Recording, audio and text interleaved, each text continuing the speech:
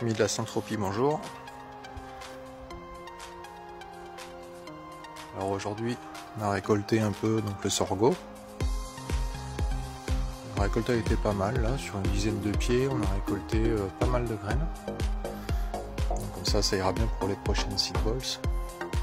On en mettra un peu partout. Donc le sorgho là, en fait, juste on taille le haut et je sais pas, après on va voir si ça va refaire. Je sais pas comment ça fonctionne. Du coup, on va observer, on va voir un peu ça. Voilà, on a récolté un petit peu de tournesol, mais on s'y est pris un peu tard, du coup, je pense que les oiseaux et autres bestioles ont pu s'en occuper. Donc bon, du coup, c'est un peu raté. Voilà, donc là, on peut voir, bon, c'est un peu humide, il est un petit peu plus. Là, on peut voir que c'est humide. Donc voilà.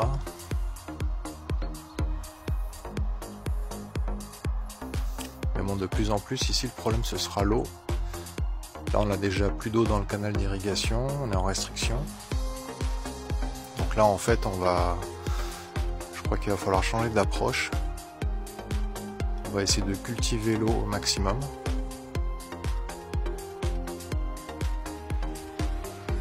Donc le cycle de l'eau aérien. Et après, voir aussi s'il n'y a pas un cycle de l'eau sous terre. Ça, je sais pas, il faut que je me renseigne un peu plus. Fasse un peu plus de recherche.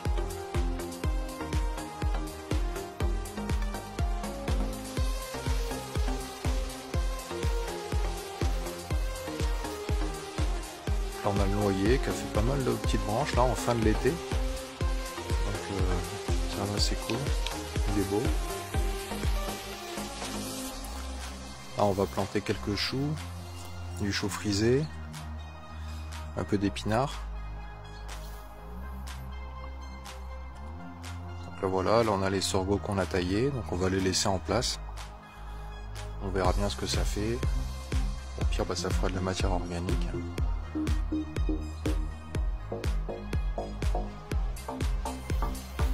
Donc là, le but des prochaines années, là, ça va être de remplir toute cette partie-là, en sachant que là-bas, c'est la partie la plus sèche du terrain. Donc c'est là où il y a le plus gros challenge en fait, au niveau de la gestion de l'eau.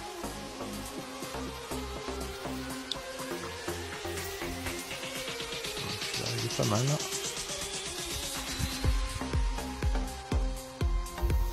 Là, en même temps, je vous fais la visite.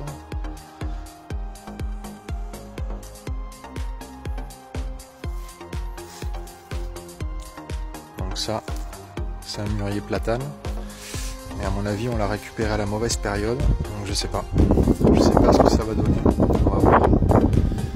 Et là, cet hiver, on va faire pas mal de boutures. On va installer notamment des haies de petits fruits qui seront ensuite protégés par les maïs et les tournesols l'été prochain.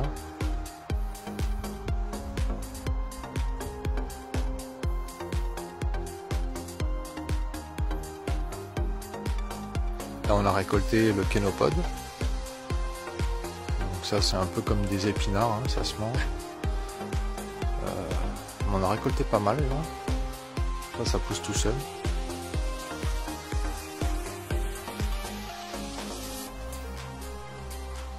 Là on a un noisetier. Du coup on va en faire quelques boutures aussi là cette année. Après on va faire des boutures un peu tout ce qu'on peut, on va tester un peu tout. Donc là je crois que c'est une sorte de poirier celui-là, donc pareil on va en faire des boutures.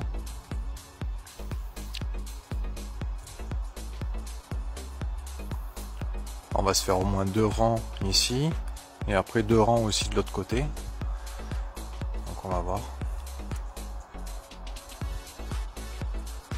Avec des zones d'ombre différentes.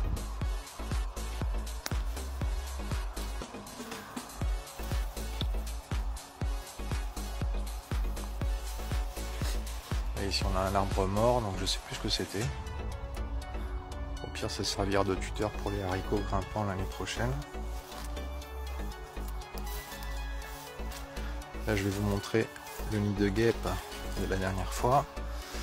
Donc là on peut voir, il y a le reste des alvéoles, ici aussi. Donc je sais pas, je pense à un animal hein, qui a dû venir. Voilà, on peut bien voir, là il n'y a plus personne. Je pense que la reine elle a dû aller partir en hibernation quelque part.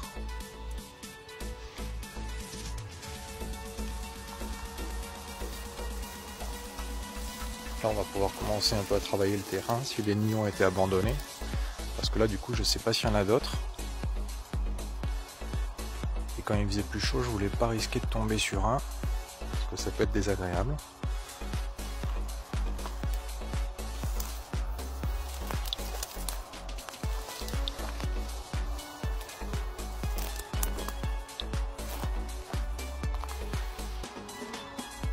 Donc là voilà on a des artichauts qui repartent.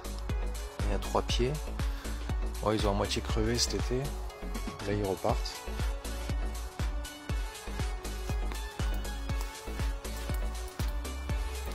Là, pareil, je pense une sorte de poirier ou un pommier, je sais pas. On verra. Donc, pareil, on va en faire des boutures. À côté, on a l'acacia. Celui-là il est magnifique. Il a bien poussé, donc ça fera du bois, notamment pour faire des barrières, parce qu'avec les piquants là, ça va bien du coup.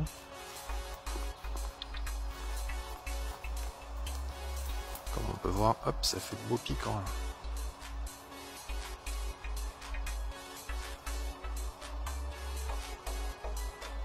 Bon, ça fait pas trop la mise au point dessus.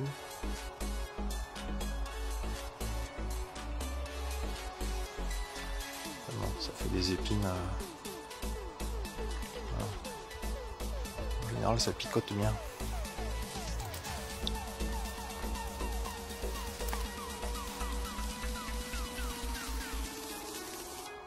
Voilà, un arbre.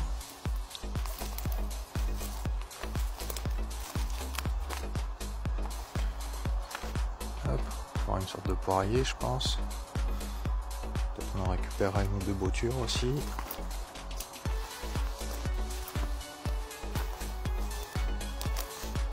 Et par ici, la dernière fois, on avait dérangé aussi un nid de guêpes, de guêpes de sol.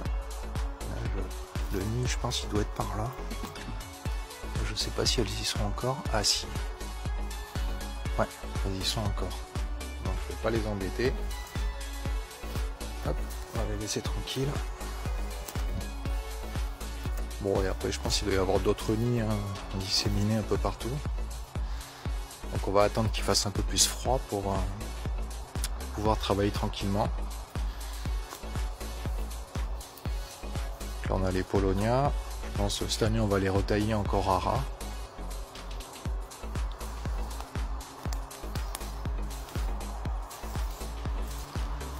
Ici on a un bel olivier. Donc celui-là, ça fait déjà plusieurs fois qu'on a l'impression qu'il va mourir et finalement il repart. Donc bon, on va le laisser pousser un peu. Peut-être on va en faire quelques boutures aussi. 2 ou 3 parce que bon il a pas beaucoup de branches. Mais bon ça lui fera du bien une petite taille.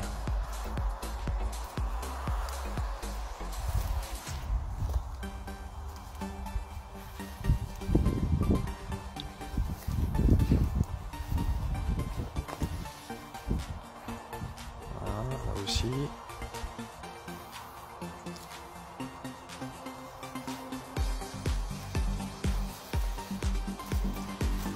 Là on peut voir quelques petites aubergines. Par contre là elles sont mini. Ça c'est l'aubergine violette. Donc il y a pas mal de mini aubergines. Donc bon, je savais pas que c'était une variété mini. Parce que du coup ça a rien fait de l'été et là bon ça refait quelques fruits.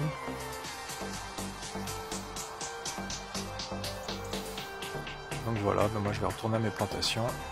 Et puis ben, je vous dis à bientôt. Allez, bonne fin de journée. Ciao, ciao.